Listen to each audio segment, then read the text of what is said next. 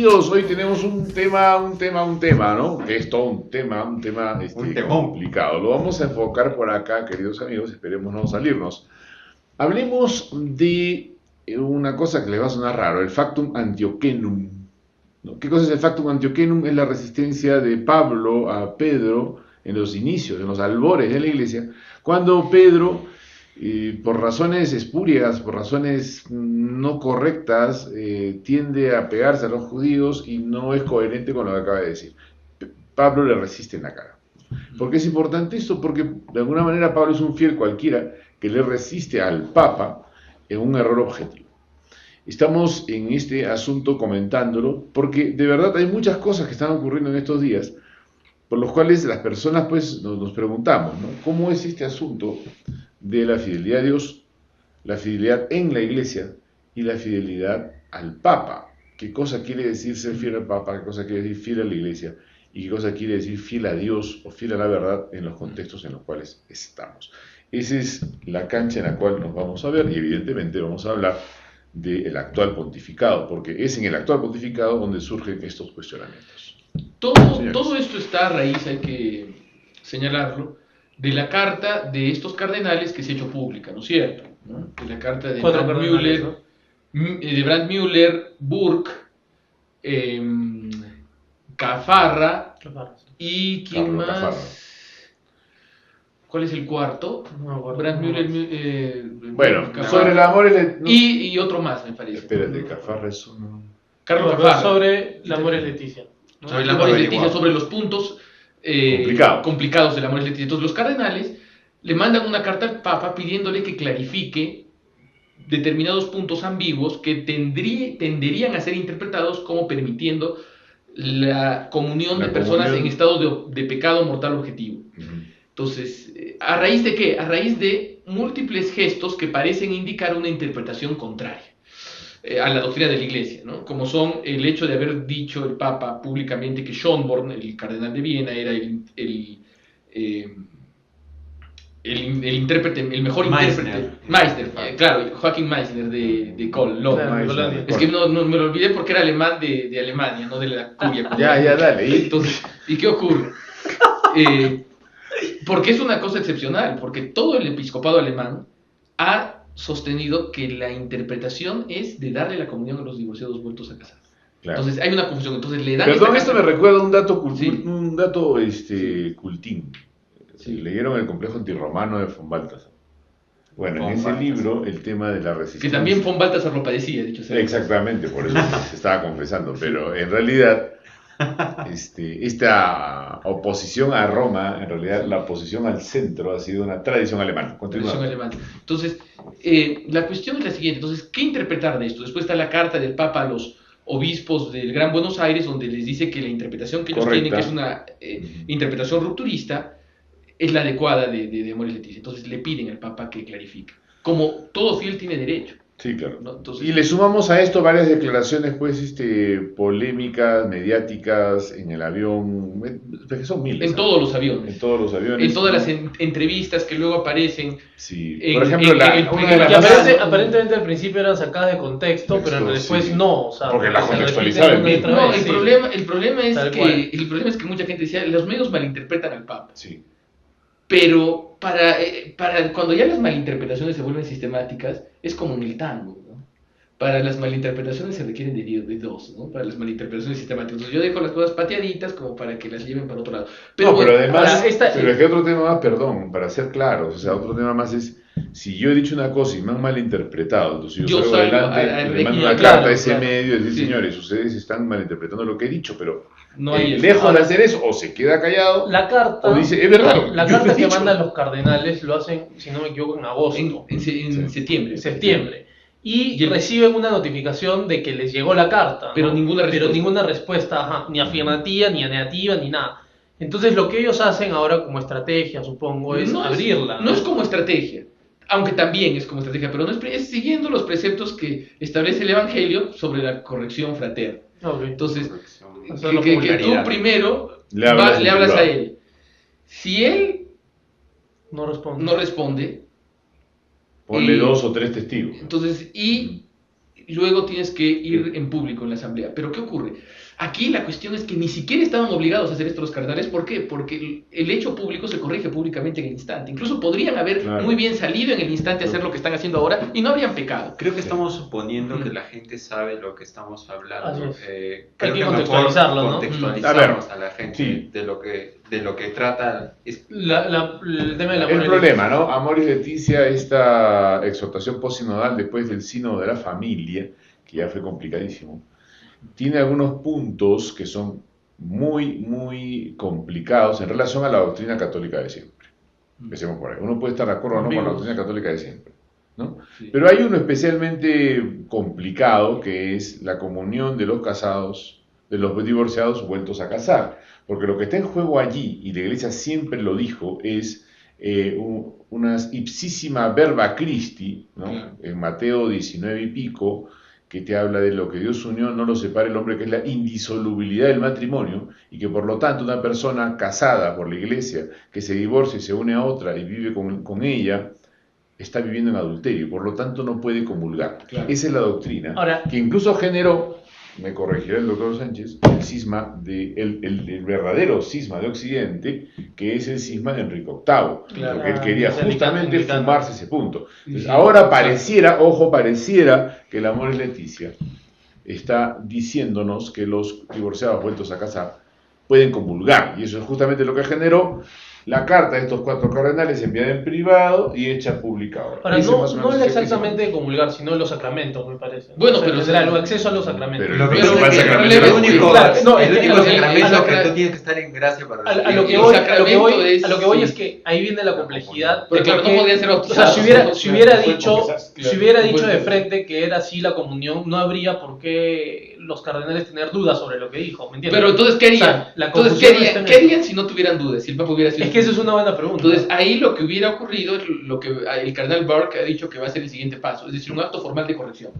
Decirle al Papa, tú estás errado en este punto. Entonces, ¿pero cómo? Si es el Papa. Y ahí está el facto.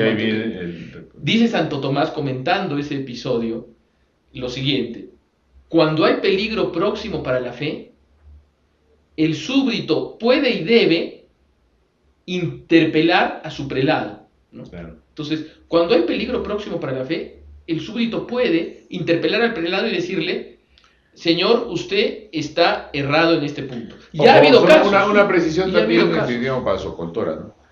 Se llama Factum Antioquenum porque ocurre en Antioquía de Pisidia o Antioquía de Siria. ¿Alguien sabe? Ocurre en Antioquía.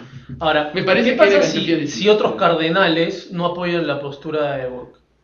Bueno, no pasa nada. O sea, la postura de los cardenales no tiene que ver con cuántos cardenales lo hacen. No, digo, si es que tú estás haciendo una corrección formal al Papa, pero hay otra parte de la Iglesia que dice que no hay por qué hacer una corrección, que probablemente sea, por ejemplo, el Papa mismo diría que tampoco hay por qué hacer una corrección, ¿no? Entonces, pero el problema es que ¿qué pasa después, no? Aquí hay un problema. Es que no ha habido nunca, aparte del hecho de Antioquía, creo que... Ha habido otros hechos. Por ejemplo, cuando Juan XXII, como doctor privado, consideró que no había visión beatífica hasta el día del juicio final, y fue corregido. Cuando el Papa San León II excomulgó a un antecesor suyo, que fue el Papa Honorio, que con profana traición, y así decía el Papa San León, con profana traición puso en peligro la fe al ser demasiado débil con los herejes monoteletas. O sea, ni siquiera al ser hereje, al ser débil con los herejes. Entonces, han ocurrido algunos hechos específicos. Y después está el famoso concilio cadavérico, ¿no? El concilio cadavérico contra el Papa Formoso, aunque eso fue más por temas personales. Pero desenterraron y le cortaron los dedos de la bendición. Ya, bueno, esas historias escabrosas que le encantarían. Hay que estudiar esas historias. Le encantarían a Dan Brown, pero es claro, son historias que hay que estudiar. ¿Por qué? Porque la cuestión es que nosotros creemos que la institucionalidad eclesiástica crea la fe. Es decir, que la fe es como una convención, exacto, claro, que es como una convención de los modistas de París, ¿no? Entonces dicen, hoy día nos vamos a reunir para ver qué se va a creer primavera-verano 2018. Claro. Y no es así. Buen punto ese, ¿no? La fe es previa a las autoridades. La fe católica no es una convención de las autoridades. Por eso las autoridades están al servicio de la fe. El Papa no es el que inventa la fe. El Papa está al servicio de la fe. El Papa debe enseñarla. Debe enseñarla y conservarla, porque el fin de la Iglesia es conservar el depósito de la fe y salvar almas, ¿no? Y rendir culto a Dios. Haciendo eso. Entonces, ¿qué pasa cuando no se conserva el depósito de la fe? Cuando no se conserva el depósito de la fe, los fieles tienen el derecho a exigir la custodia del depósito de la fe y a custodiar el depósito de la fe. Es una cosa que ha sido tratada por teólogos. No, y ha sido tratada en el Concilio Vaticano II. Se llama sensus fidelium o sensus fidei. Pero ¿qué ocurre? ¿Sentido de la fe o sentido de los fieles? Pero el sentido común de los fieles es también, no es un consenso de los fieles, porque por ahí sino es algo que tienen los fieles para proteger la fe.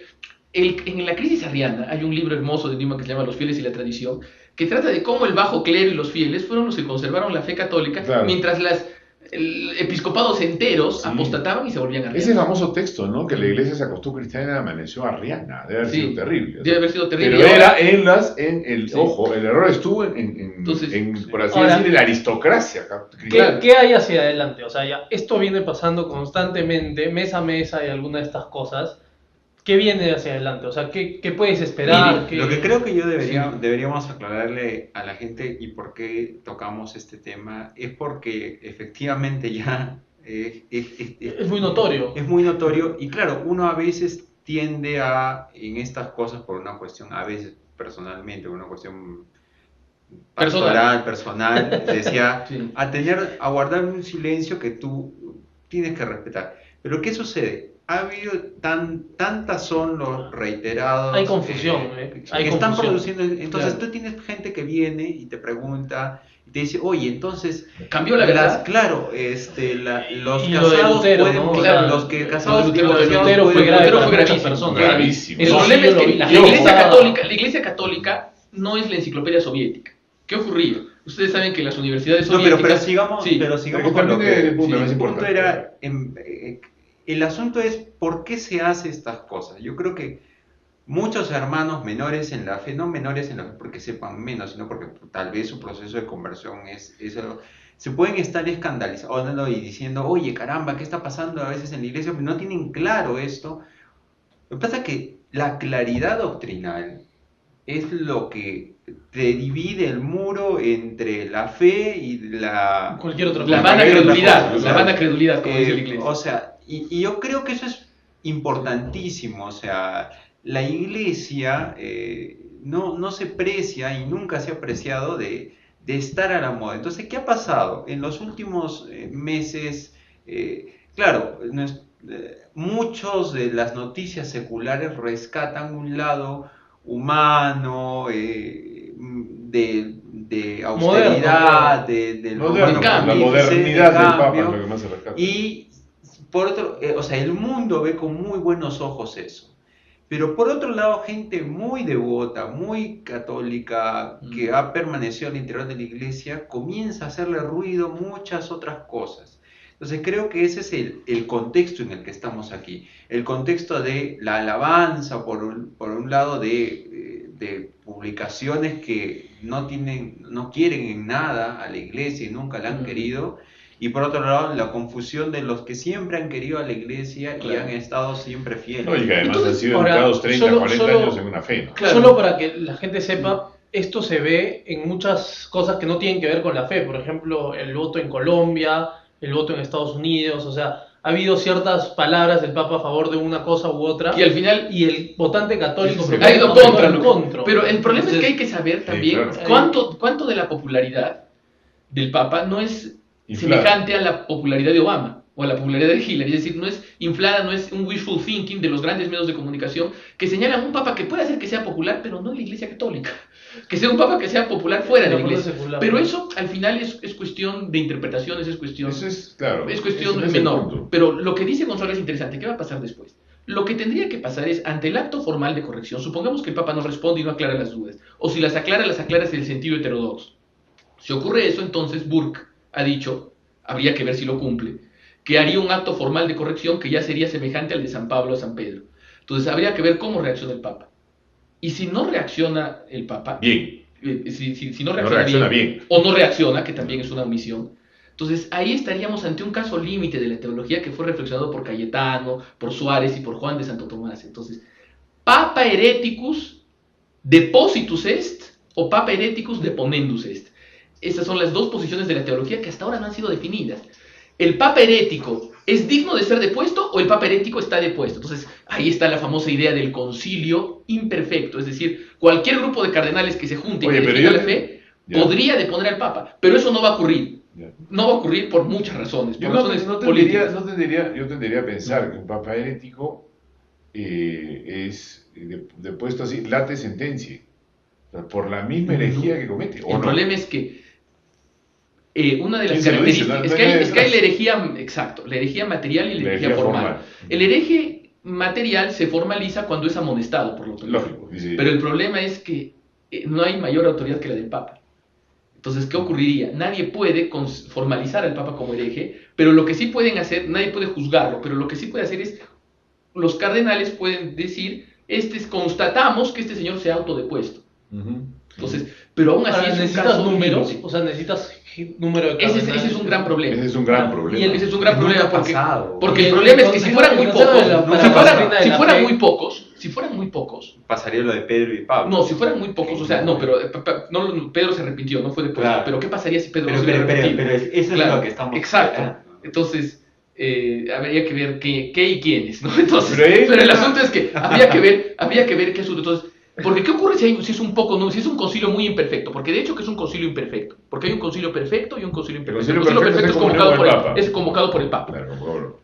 Y el concilio imperfecto es el no convocado por el Papa. Pero entonces, ¿qué tal si fuera un concilio imperfecto de 4 cardenales, por ejemplo? O de 5.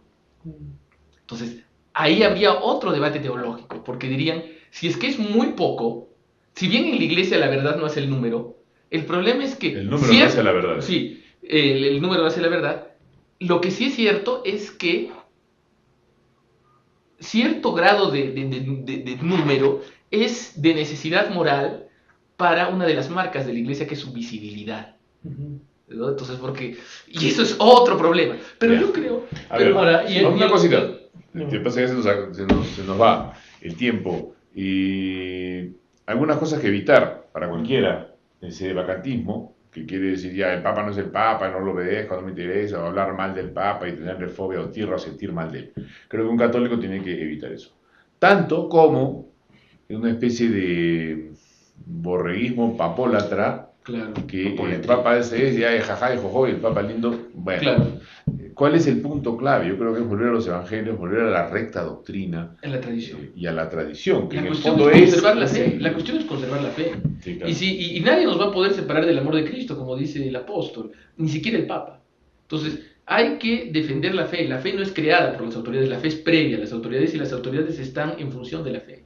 Bien, señores, este tío es complicadísimo, duro, difícil, pero creo que en conciencia había que hablar de esto y tenemos que seguir hablando de esto con caridad y creo yo también con cierta conciencia de provisionalidad de algunas cosas que uno tiene dentro, ¿no? Porque hay cosas que están clarísimas, pero hay cosas que uno dice, bueno, habrá que conceder que tuvo una buena intención, qué sé yo.